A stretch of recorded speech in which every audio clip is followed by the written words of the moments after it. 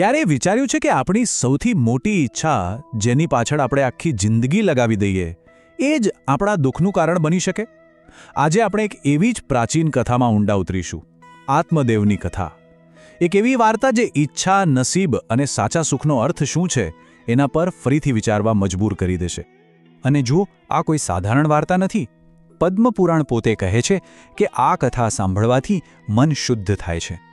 તો એવું તે શું છે આ વાર્તામાં જે તેને આટલી શક્તિશાળી બનાવે છે? ચાલો જાણીએ.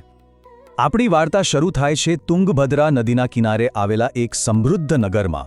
અહીં આપણે મળીએ છીએ આત્મદેવને, એક એવા બ્રાહ્મણ જેમની પાસે એમ કહી શકાય કે બધું જ હતું, પણ એવું માત્ર દેખાતું હતું. આત્મદેવ કોઈ સામાન્ય માણસ નહોતા. વેદો અને શાસ્ત્રોનું એમને એટલું ઊંડું જ્ઞાન હતું કે લોકો એમને બીજો સૂર્ય કહેતા. મતલબ જ્ઞાનનો એવો ભંડાર કે જેના પ્રકાશથી આખો સમાજ અંજાયેલો રહેતો.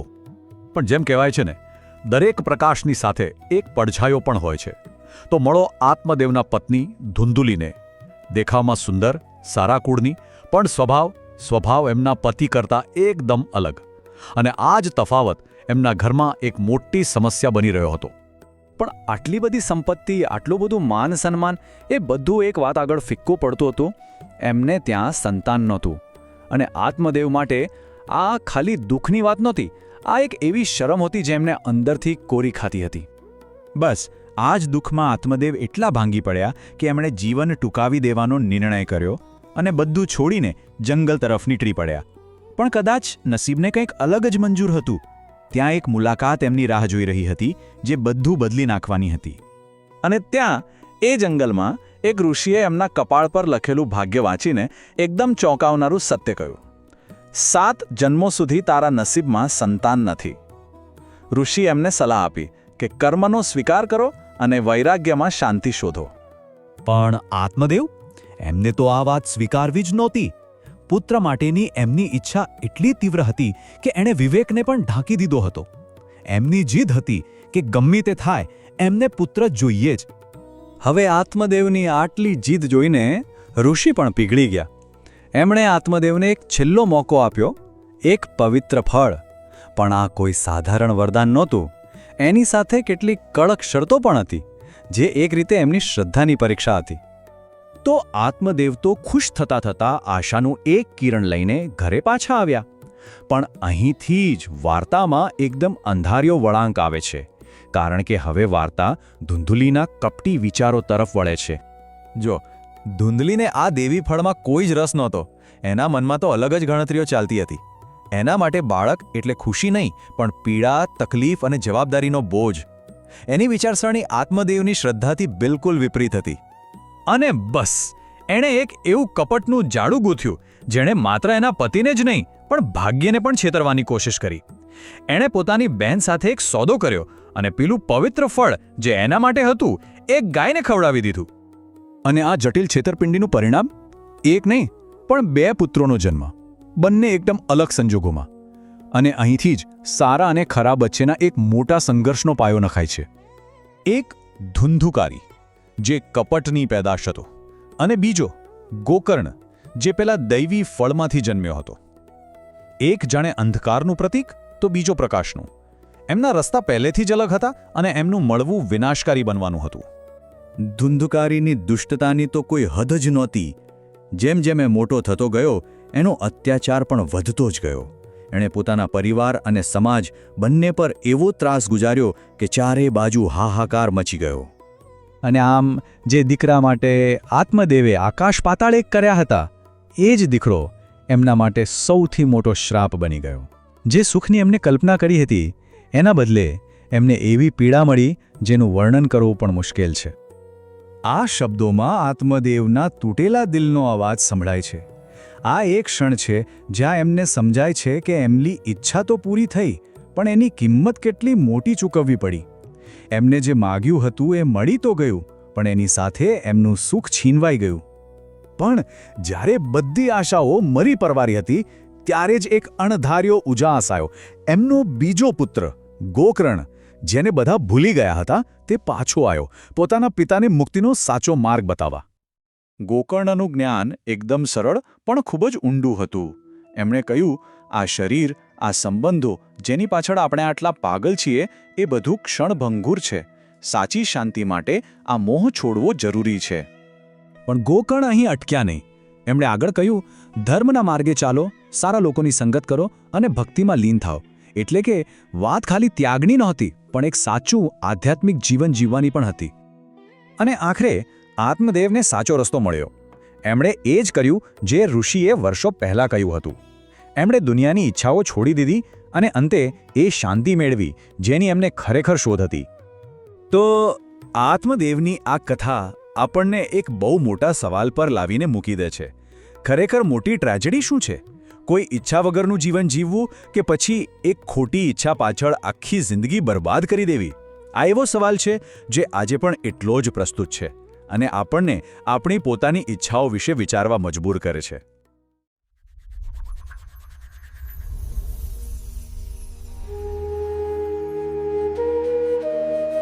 ચાલો આજની ચર્ચા એક મોટા સવાલથી શરૂ કરીએ.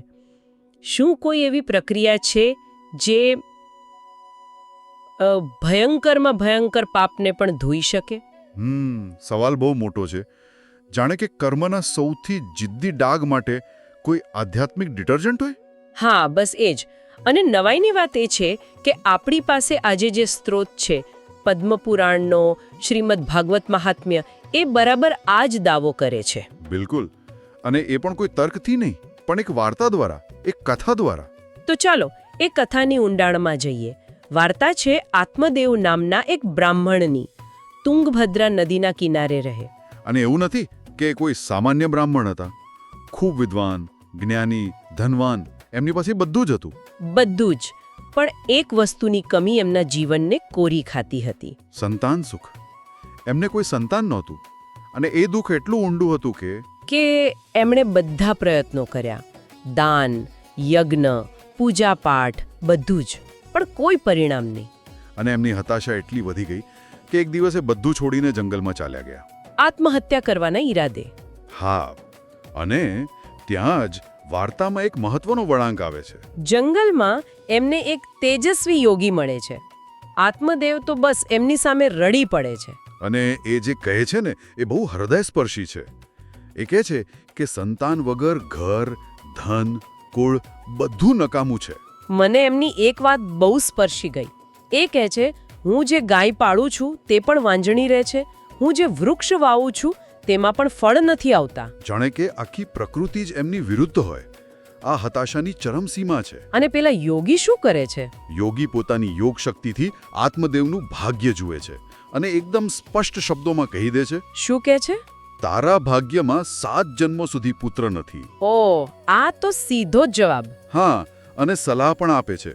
કહે છે આ મોહ છોડી દે અને સંન્યાસ લઈ લે, એમાં જ તારું કલ્યાણ છે. પણ આત્મદેવ આટલી સહેલાઈથી માની જાય એવા નહોતા? બિલકુલ નહીં. એ તો હઠ પર ઉતરી આવે છે. કહે છે મને આ જ્ઞાનની વાતો ન સંભળાવો, મને પુત્ર આપો, નહીં તો હું તમારી સામે જ મારા પ્રાણ ત્યાગી દઈશ. આ તો એક પ્રકારની આધ્યાત્મિક જીદ કહેવાય. ભક્તિ નહીં, પણ બળજબરી. સાચી વાત. તમે જીદ શબ્દ વાપર્યો એ બરાબર છે.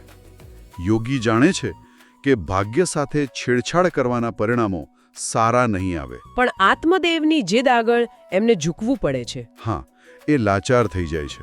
અને અંતે એ આત્મદેવને એક ફળ આપે છે, પણ એક શરત સાથે. અને આ શરત જ આખી વાર્તાનો આધાર છે, ખરું ને? ચોક્કસ.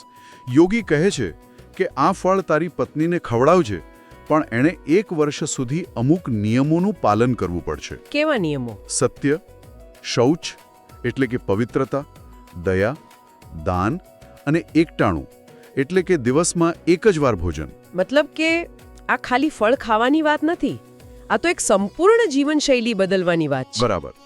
એક પવિત્ર આત્માને જન્મ આપવા માટે માતા પિતાએ યોગ્ય વાતાવરણ તૈયાર કરવું પડે. પણ અહીં જ વાર્તામાં બીજો વળાંક આવે છે. આત્મદેવની પત્ની ધુંધુલી.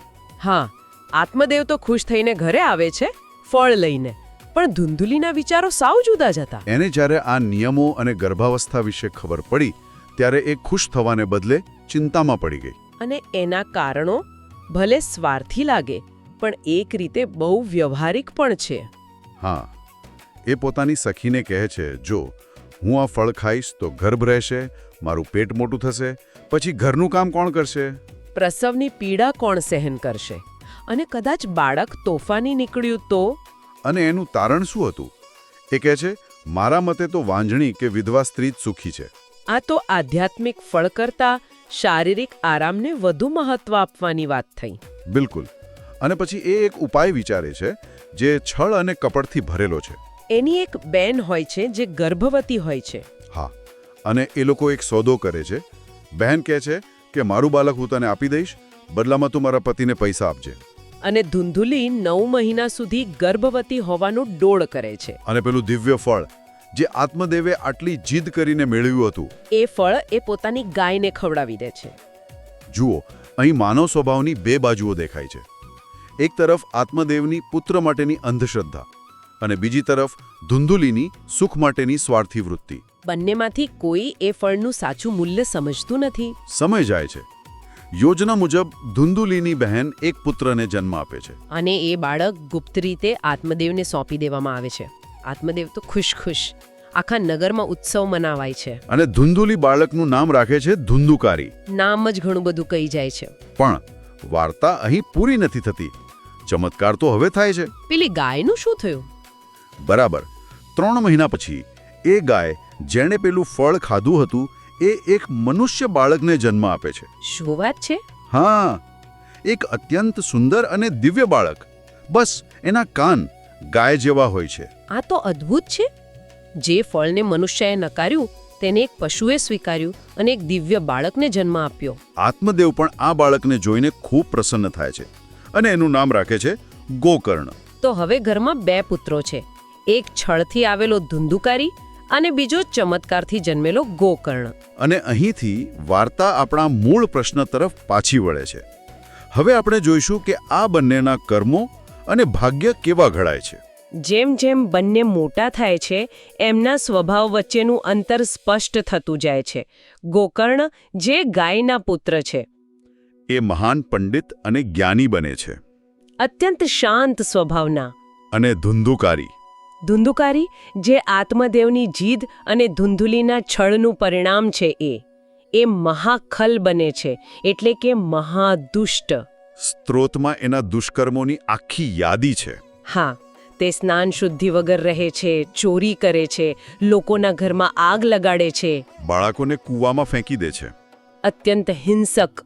અને વેશ્યાઓ સાથે રહીને પિતાની બધી સંપત્તિ બરબાદ કરી નાખે છે. એની ક્રૂરતા ત્યાં સુધી પહોંચે છે કે એક દિવસ તે પોતાના માતા પિતાને માલીને ઘરના વાસણો પણ ચોરી જાય છે. હવે આત્મદેવને પોતાની ભૂલ સમજાય છે. જે પુત્ર માટે એમણે જીવ આપવાની ધમકી આપી હતી એ જ પુત્ર એમના જીવનના સૌથી મોટા દુઃખનું કારણ બન્યો. એ રડતા રડતા કહે છે, આના કરતાં તો હું નિસંતાન જ સારો હતો. જે વસ્તુ માટે આપણે તડપીએ છીએ તે મળ્યા પછી તેની સાચી કિંમત સમજાય છે, ખરું ને? સાચી વાત. પણ આજે જ ક્ષણે જ્યારે આત્મદેવ તૂટી જાય છે ત્યારે એમનો બીજો પુત્ર ગોકર્ણ એમને સાચો માર્ગ બતાવે છે. એ એમને ઠપકો નથી આપતો. ના, બિલકુલ નહીં. એ એમને વૈરાગ્યનો ઉપદેશ આપે છે, એમને વાસ્તવિકતાનું ભાન કરાવે છે. શું કહે છે? ગોકર્ણ સમજાવે છે, પિતાજી, આ સંસાર અસાર અને દુઃખરૂપ છે. કોનો પુત્ર અને કોનું ધન? આ દેહ, પત્ની, પુત્ર પ્રત્યેની મમતા છોડી દો. આ તો એ જ વાત થઈ જે વર્ષો પહેલા યોગીએ કહી હતી. બરાબર. પણ ત્યારે આત્મદેવ સાંભળવા તૈયાર નહોતા. હવે દુઃખના અનુભવ પછી એ જ્ઞાન ગ્રહણ કરવા માટે તૈયાર છે. તો ગોકર્ણ એમને શું ઉપાય બતાવે છે? એ કહે છે, ધર્મનું પાલન કરો, સત્પુરુષોની સેવા કરો અને ભગવાનની કથાના રસનું પાન કરો. અને ખાસ કરીને શ્રીમદ ભાગવતના દશમ સ્કંધનો પાઠ કરવાનું કહે છે. દશમ સ્કંધ જ કેમ? કારણ કે દશમ સ્કંધને ભાગવતનું હૃદય માનવામાં આવે છે. તેમાં ભગવાન શ્રી કૃષ્ણની લીલાઓ છે. એટલે કે મોક્ષ માટે માત્ર નિયમ ધર્મ નહીં, પણ ઈશ્વર સાથે ભાવનાત્મક જોડાણ, એમના પ્રેમમાં ડૂબવું જરૂરી છે. અને આત્મદેવ આ માર્ગ અપનાવે છે. હા, 60 વર્ષની ઉંમરે તે ઘર છોડીને વનમાં જાય છે, દશમ સ્કંધનો પાઠ કરે છે અને અંતે મોક્ષ પ્રાપ્ત કરે છે. આમ જે પુત્ર માટે તેમણે જીદ કરી તેણે તેમને નરક જેવું જીવન આપ્યું, અને જે પુત્ર અણધાર્યો મળ્યો તેણે તેમને મુક્તિ અપાવી. આત્મદેવની વાર્તા તો અહીં પૂરી થાય છે. એમનો ઉદ્ધાર થઈ ગયો, પણ આપણો મૂળ પ્રશ્ન હજી અધૂરો છે. બરાબર.